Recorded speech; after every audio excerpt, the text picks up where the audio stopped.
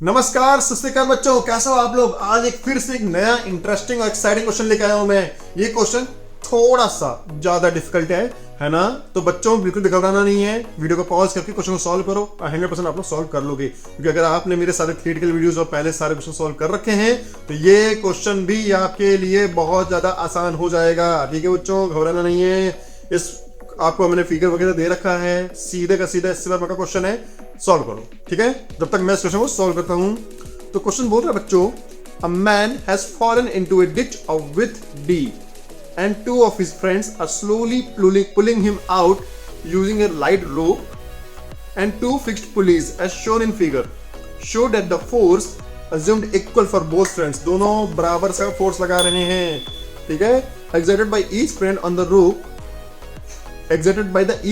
the rope increases as a man moves up.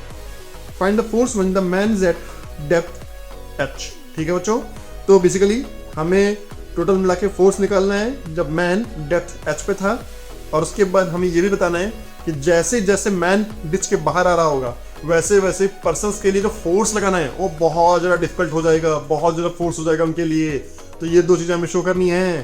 तो ठीक है, सबसे पहले तो हम क्या करते हैं, क्योंकि हमें मैन पे फोर्स निकालना है बच्चों, मैन पे, तो हम सबसे पहले तो मैन का फ्री बॉडी डायग्राम बना लेते हैं।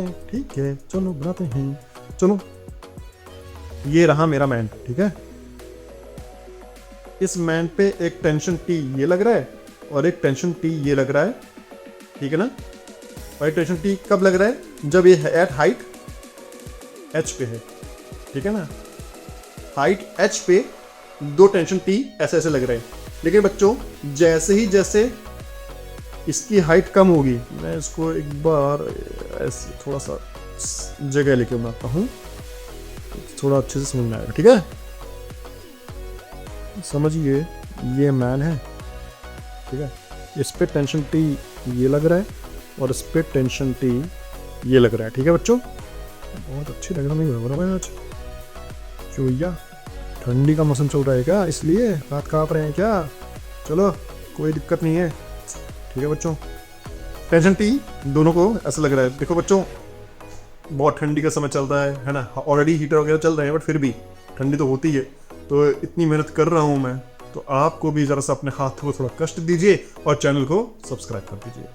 चलो ठीक है बच्चों, अब जैसे ये एक हाइट एच पे है, ठीक है, और जैसे ही समझिए बच्चों, अब जैसे ही इसकी हाइट कम होगी तो ये जो एंगल है वो थोड़ा बढ़ जाएगा। ठीक है बच्चों, और ये एट हाइट समझिए एच डैश पे इसका जो हाइट है, उसका जो रस्सी का जो एंगल है वो बाहर तरफ से खुल जाएगा। तो हमें तो ये चीज़ पता चलती है कि ठीक है, जैसे से वो हाइट के बाहर आएगा रस्सी का एंगल खुलता जाएगा। तो अब हम किसी पर्टिकुलर हाइट एच पे निकालते हैं कि भैया इस पे फोर्स कितना लग रहा है। तो चलो फ्री बॉडी डायग्राम बनाते हैं, फिर से अच्छे से अलग से बनाते हैं इसका फ्री बॉडी डायग्राम। ये फ्री बॉडी डायग्राम है, ये टेंशन टी है, ये टेंशन टी है। ठीक है बच्चों, और उसके बाद मैंने माना है कि ये एंगल थीटा है हॉरिजॉन्टल से। तो ठीक है बच्चों, तो इस पे अप की साइड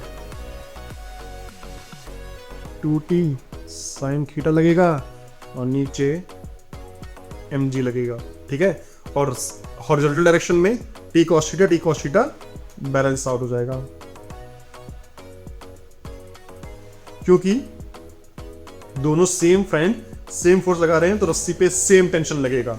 तो t cos थीटा दोनों साइड बराबर हो जाएगा, और हॉरिजॉन्टल डायरेक्शन में है ना, वर्टिकल डायरेक्शन में 2t sin theta equal to है ना बंदे का मास mg हो जाएगा। अब यहाँ पे हम एक वेक्टर ट्रायंगल बनाते हैं। तो अगर हम यहाँ पे ये देखा जाए तो ये है d/2, ये है h और ये है थीटा। ठीक है बच्चों, so sine theta is equal to, और ये h है ये d है, तो ये क्या हो जाएगा बच्चों, under root of h square plus d/2 का होल स्क्वायर। ठीक है, ये इसका हाइपोटेन्यूज हो जाएगा। तो साइन थीटा क्या होता है बच्चों, साइन थीटा होता है परपेंडिकुलर अपॉन हाइपोटेन्यूज। ठीक है बच्चों, तो चलो h upon under root of H square plus D by 2 का होल स्क्वायर। ठीक है बच्चों, H upon H square plus D by 2 का स्क्वायर का अंडर रूट, तो ये साइन थीटा हो जाएगा। तो यहां से हम 2t sine theta H upon under root of H square plus D by 2 का होल स्क्वायर, ठीक है, इक्वल टू mg लिखेंगे। ठीक है बच्चों, और यहां से एक चीज अब देखिए, जो साइन थीटा है,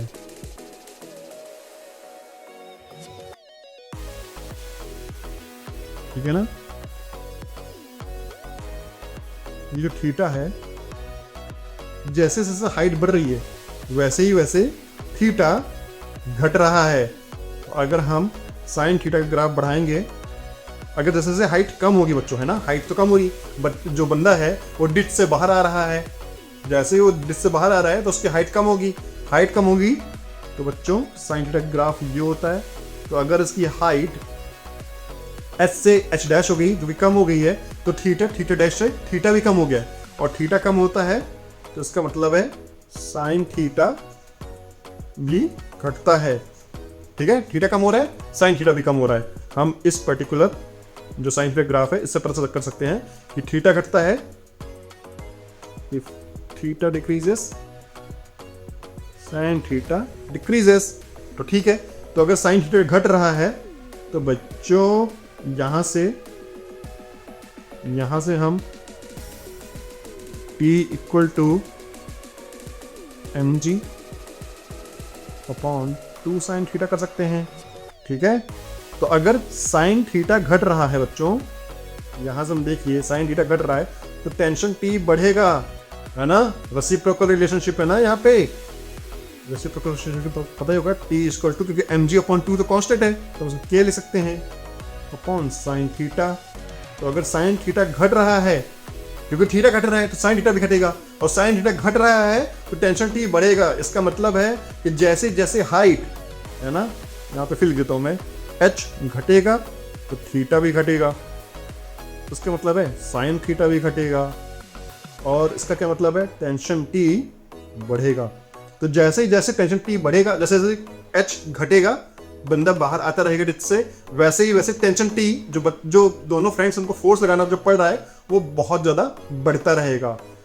ठीक है बच्चों, अब यहां से हम डायरेक्टली टेंशन t की वैल्यू, अब किसी पर्टिकुलर हाइट पे टेंशन t की वैल्यू हम यहां से ऐसे करके निकाल सकते हैं, जो कि ऑलरेडी मैंने यहाँ पे ऑलरेडी निकाल रखा है, t equal to mg upon 2, और यहाँ पे मल्टीप्लाई हो जाएगा h square plus D by 2 का होल स्क्वायर।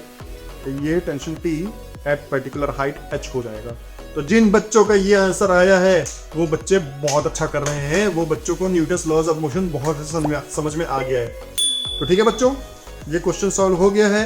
अब मैं मिलता हूँ आपको एक नए इंटरेस्टिंग और एक्साइटिंग क्वेश्चन के साथ, तब तक के लिए